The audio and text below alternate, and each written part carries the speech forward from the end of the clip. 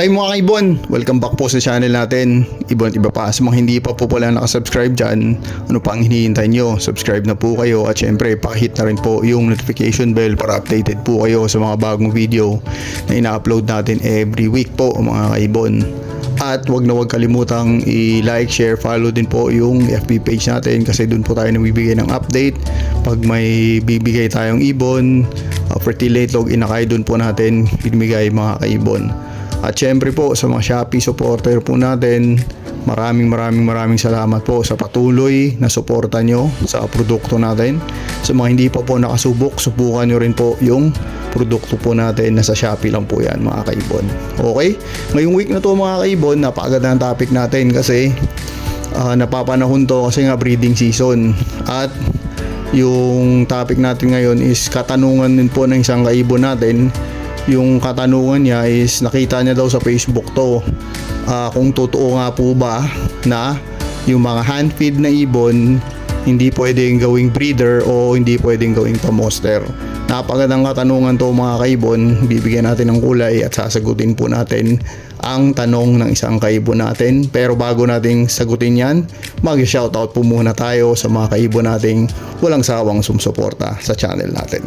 Okay, ngayon syempre mga kaibon, isi-shoutout na po natin ng mga kaibon nating walang sawang sumusuporta sa channel natin. Unang-una sa lahat, syempre, PPSM Birds Incorporated, kay kaibon Sir Dique Lenon, Ariel de las Armas, Aldrin Martinez, Dan Catian, Rolly Villegas, Antolin Avery, Babaero Line ng Nueva Ecija, Silvero Magbanwa, Eli Sarmiento ng Pampanga, Angelo Villena ng Cabanatuan, Emil Brian Rivera, Jobert Casal JTV, Riden Bautista, Azalea Hart Mini Avery, kay kaibon Chris Bunda.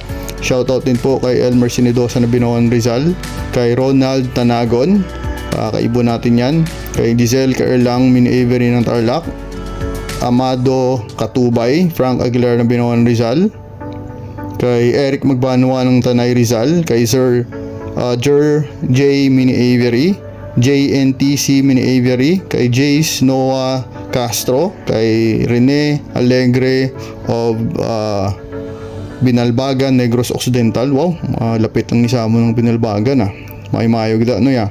At kay kaibon RMZ Bell ng Pangasinan. Maraming salamat po sa suporta nyo mga kaibon.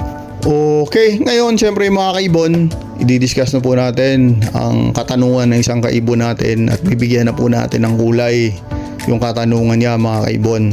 At yung katanungan niya nga napapanahon ngayon kasi breeding season, maraming gustong malaman kung ano ba yung totoo. At yung katanungan niya nga po mga kaibon is totoo nga po ba na yung mga hand feed na ibon is hindi po pwedeng gawing breeder o hindi po pwedeng gawing pamoster. Napakagandang katanungan to mga kaibon kasi para malinawan pong lahat kung ano yung sagot dito sa katanungan ng isang kaibon natin. Okay, yung sa atin sa side po natin mga kaibon, yung sagot po natin dito is actually case to case basis. Bakit nasabi natin case to case basis mga kaibon?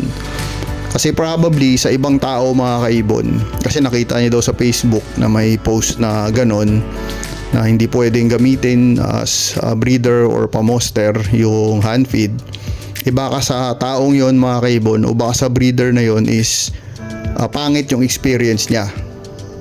Ibig sabihin po nun nagtry siya mag-breed, ginamit niya yung hand feed niya na mga ibon o ginamit niya yung hand feed niya ng mga ibon, pinamatured niya at ginawa niyang pamoster at yung resulta hindi naging maganda mga kaibon. Bale probably pinipisa yung itlog, pinapatay yung inakay, napakaselan. Usually ganun yung mga experience nun. At usually din napapansin ko pag hand feed yung ibon, sobrang aggressive nila. At the same time may mga behavior sila. Like for example sa hand feed natin si Mango, yung nagmi-mate siya sa perch. Yun yung mga behavior minsan ng mga hand feed natin. Pangit na behavior yun o masamang behavior yun para sa ibon natin. Pero meron naman po tayong magandang resulta. Ibig sabihin maganda naman po ang experience natin. sa hand feed natin. Kasi sinabi ko nga kanina, case to case basis. Yung sa atin naman na kaso mga kaibon is actually, di ba, yung mga padating na ibon galing Indonesia noong unang panahon, mga yellow face, mga aqua, karamihan po doon mga kaibon is hand feed. Sa totoo lang, karamihan po doon na mga ibon na yun is hand feed. Pero sa experience po natin, na-breed naman natin sila. Naging breeder po natin sila mga kaibon. Wala namang naging issue sa behavior nila, which is nagbabasag ng itlog o pinapatay yung inakay. Pero yung pagka-aggressive na dun talaga mga kaibon. Sobrang aggressive lang talaga nila kasi nga sanay sila sa tao. Hindi sila katulad ng mga regular na pinalaki na mga breeder natin na ibon o pinaposter din natin na hindi sanay sa tao kaya masyado silang mailap. Ang mga hand feed po sobrang aggressive sila kasi nga hindi sila takot sa atin, sanay sila sa tao mga kaibon. Meron din tayong mga hand feed dyan na pinamature din natin at ang linyada nito is yung parents nila is magaling talaga bumuhay, yung hen tsaka kak. Kaya yung mga inakay nila, tinago po natin, pinamature po natin, pinagulang natin, at ginawa din nating pamoster. Kahit hand feed po sila, magaling po silang bumuhay mga kaibon. Kasi tinignan din po kasi natin yung linyada, kung ano yung linyada ng mga magulang nila. Napaka-importante din po kasi yan mga kaibon kung pipili kayo ng gagamitin yung pamoster sa mga ibon nyo. Kasi kung ang parents nun is magaling bumuhay, namamana din po kasi ng mga ibon yan mga kaibon. Kaya masasabi natin na case to case basis, depende po sa experience nyo mga kaibon. Kasi nga po kahit nga si Mango, yung paborito nating ibon, yung behavior niya nga po, di ba, kumakasa sa perch. Pero si Mango ngayon mga kaibon is may partner na din.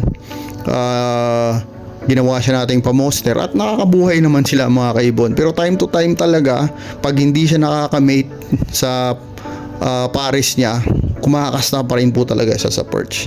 At pinababayaan na lang po natin yon mga kaibon kasi yun din nga po yung talaga yung behavior ng ibon na yun. Pero at the same time, nag-mate din siya sa kapares niya. Actually, may time na nawala yung behavior na yun, pero may time na bumalik ulit. Kaya pinababayaan na lang po natin mga kaibon. Pero kung ang pinag-uusapan natin dito ay nagbabasag siya ng itlog o pinapatay niya yung inakay, hindi po. Kaya masasabi ko lang dyan kaibon, case to case basis po yan. May mga taong merong bad experience sa ganyan, sa mga hand feed na ginawang breeder o pamoster. May mga tao naman na napakaganda na experience nila, katulad natin mga kaibon. Okay? Sana po nasagot natin yung katanungan nyo o katanungan ng isang kaibon natin. At kung meron din po kayong ma-experience tungkol sa hand feed na ginawang breeder o pamoster, comment down below din po kayo mga kaibon para po maganda na collective po yung mga opinion na nakukuha natin para ma-share din po natin yung mga kaalaman natin sa mga ibang kaibon natin. Okay? Sana po nag-enjoy kayo sa munting topic natin this week mga kaibon. God bless po sa pamilya nyo, sa lahat ng minamahal nyo sa buhay. See you next time po. Iba pa. Maraming salamat.